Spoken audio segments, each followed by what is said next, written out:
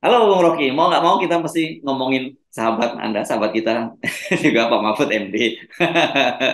Karena kelihatannya sekarang headline-headline media itu sedang dikuasai oleh Pak Mahfud MD ya. Isunya soal isu korupsi itu sekarang memang jadi isu utama Pak Mahfud MD, isu tindak pidana pencucian uang dan satu lagi nih soal soal penundaan pemilu dan juga perpanjangan masa jabatan presiden. Dan Pak Mahfud MD sudah memastikan tidak ada penundaan pemilu dan kalau terjadi penundaan pemilu bisa jadi chaos. Ini saya kira sebenarnya nggak jauh dari analisis Anda gitu. Ya, jadi kita tahu selalu Pak Mahfud ada maksudnya gitu. Ya, Dan maksud Pak Mahfud seringkali baru terbaca ketika 2-3 hari setelah itu. Jadi kita bikin slogan aja, no Mahfud, no maksud. Nah, yang kita mau lihat tuh maksudnya apa sebetulnya. ya, ya, ya. Tetap kita anggap bahwa sebagai seorang yang konstitusionalis, Hmm. Mahfud ingin ada kepastian. Dan kepastian itu tentu terhubung dengan keinginan dia sendiri untuk terus menjadi faktor di dalam perubahan politik itu.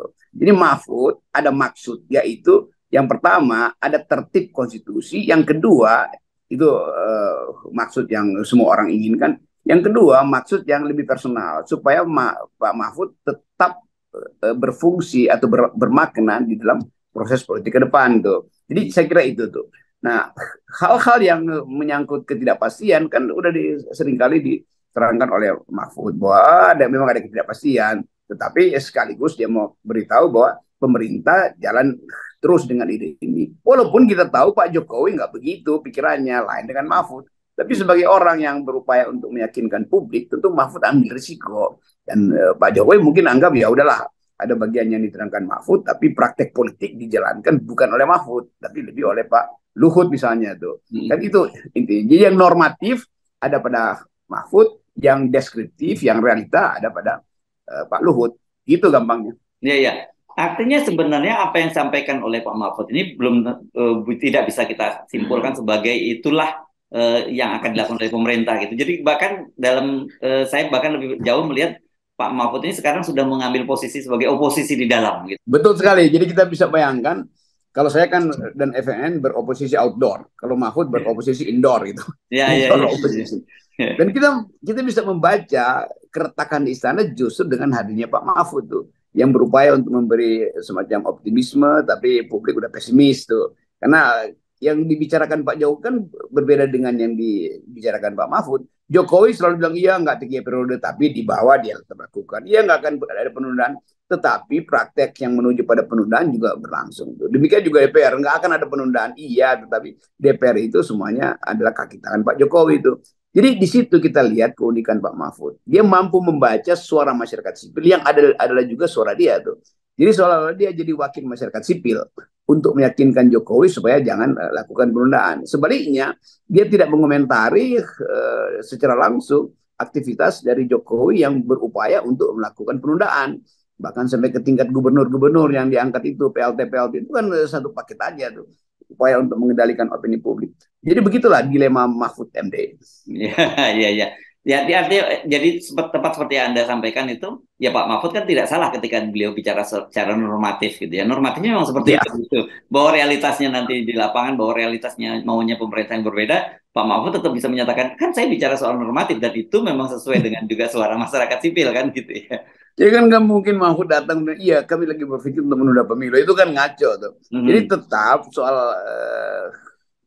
gaya-gayaan politik ini, manuvering politik itu jadi dioperasikan oleh wilayah lain di istana, oleh kelompok lain di istana. Bagian yang menyangkut kepastian dan normativity dalam bernegara ya diucapkan oleh Mahfud. Sama seperti kasus 4 berapa 139 439 triliun. 439 triliun itu kan. Jadi Hmm. Mahfud kasih sinyal yang sama juga, bahwa saya tahu itu ada masalah, tetapi kalau PPATK bilang itu bukan korupsi ya silahkan itu. Tetapi saya lebih tahu bahwa itu memang di dalamnya ada unsur-unsur koruptif, karena itu saya bicara. Kalau nggak ada unsur korupsi mah nggak mungkin Mahfud nongol di publik kan, dan memprovokasi publik untuk lakukan hal yang diduga dengan kuat bahwa itu adalah money laundering.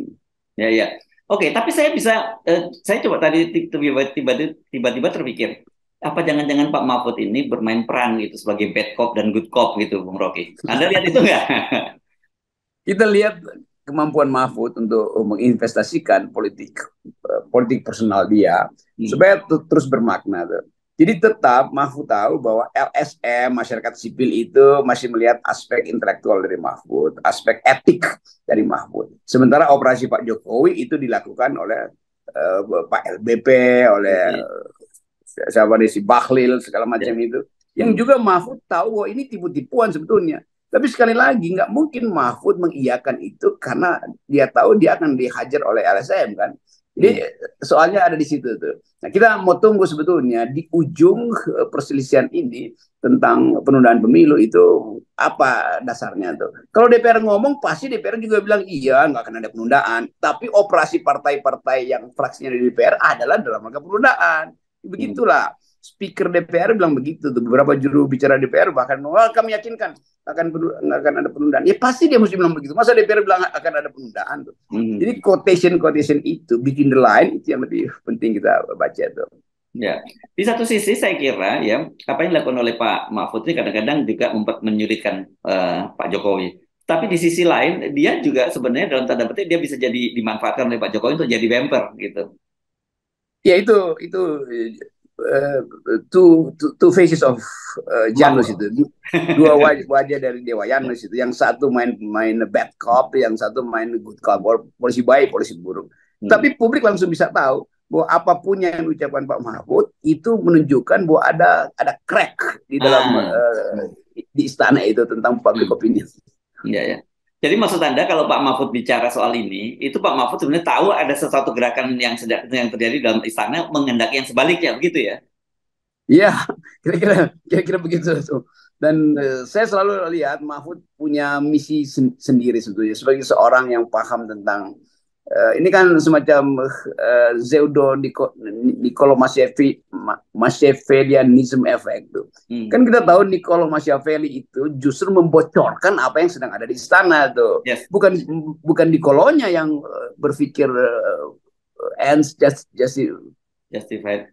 Iya, apa namanya akhir yes. tujuan menghalalkan cara Kalau ya, ends justifies me gitu. ya. Tetapi bagi Niccolo Machiavelli ini saya bocorin ya kebobrokan di istana tuh. Nah sekarang kita salah menganggap Niccolo Machiavelli yang mengajarkan politik itu busuk, bukan, dia membocorkan kebusukan istana. Mahfud lagi uh, playing Niccolo Machiavellian sebetulnya di situ tuh. Hmm, hmm, hmm, hmm. Tapi saya kira justru tetap menarik gitu ya dengan ada figur-figur seperti Pak Mahfud dalam pemerintahan seperti Jokowi begitu ya. Dan kita sebut tadi ada keuntungan dari buat masyarakat sipil, tapi juga ada sekaligus Pak Jokowi juga bisa mengambil keuntungan dari posisi seorang seperti Pak Mahfud. Gitu. Ya, Pak Mahfud jadi messenger of good news Hmm, pada saat lain jadi messenger of bad news kan. Dalam hmm, banyak hal Mahfud juga menganggap udah Omnibus Law itu benar. Siapa yang mau nantangin sih? Iya, karena udah dinyatakan sebagai hukum positif, nggak mungkin Mahfud duel lagi. Yang normatif Mahfud masih bisa atasi itu. hmm. Jadi Pak Jokowi sudah tertolong karena ada Pak Mahfud yang bisa main dua muka di situ kan. Dan dua muka itu dikenali oleh Pak Mahfud sebagai dia tahu narasi apa yang mesti dia ucapkan untuk membela Jokowi, narasi apa yang mesti dia ucapkan untuk membela masyarakat sipil. Kira-kira begitu. Iya, iya, iya. Kecerdasan dan kecerdikan kawan saya itu. Saudara Mahfud MD. No Mahfud, no maksud. Iya, oke. Tetapi satu hal saya kira sekali lagi saya ingin menggarisbawahi apa yang Anda sampaikan tadi bahwa Pak Mahfud itu hanya bicara dalam tataran normatif, ya. Artinya jangan dianggap bahwa itulah yang terjadi. Sementara kita tetap harus mengingatkan pada publik bahwa gerakan-gerakan memperpanjang nunda pemilu, gerakan-gerakan memperpanjang masa jabatan Pak Jokowi itu masih terus berjalan. Jangan sampai terlena dengan pernyataan Pak Mahfud gitu ya. Ya, itu dasarnya di situ. Jadi eh, kita tahu bahwa aspek politik itu adalah memperpanjang. Aspek konstitusi adalah memperpendek. Jadi kira-kira itu intinya supaya jangan dianggap bahwa udah benar tuh bahwa pemilu bakal berlangsung secara sesuai jadwal. Tetap ada upaya selama Pak Jokowi nggak dapat calon yang akan menjamin legasi dia setelah lengser, entah lengser ke Prabon atau lengser terpaksa, tetap upaya untuk penundaan diperlukan Ya, jadi atau artinya menjadi masuk akal upaya penundaan itu. ya, ya.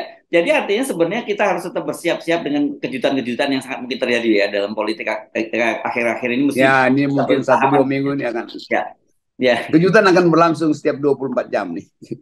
ya, ya. Kan nanti dinyatakan bahwa sekarang semua tahapan pemilu berjalan sesuai dengan jadwal, pemerintah juga sudah menyiapkan dengan baik. Saya kira tetap saja kita mesti memberikan ruang apa ya, semacam ruang untuk skeptisisme, Kecurigaan. ya.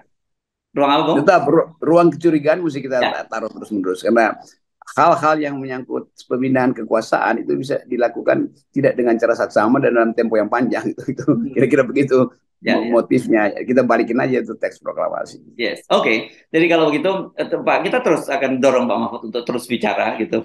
Tapi kita juga Mhm. selalu dalam kondisi mengingatkan publik untuk selalu waspada, untuk selalu bersikap kritis, jangan terlena gitu. Bahwa semua sudah akan berjalan baik-baik saja, semua akan berjalan sesuai dengan rule of the game-nya gitu. Nah itu pentingnya kita dorong Mahfud untuk terus bersama dengan yang kita buat kemarin yang udah beredar banyak itu. Ya, Sahabat Mahfud MD itu. Sahabat Mahfud. yes, sahabat Mahfud. Oke, baik, terima kasih, Bung Rocky. Sampai ketemu lagi. Tetap nol Ya, progression. Oke, yes. mantap. Oke.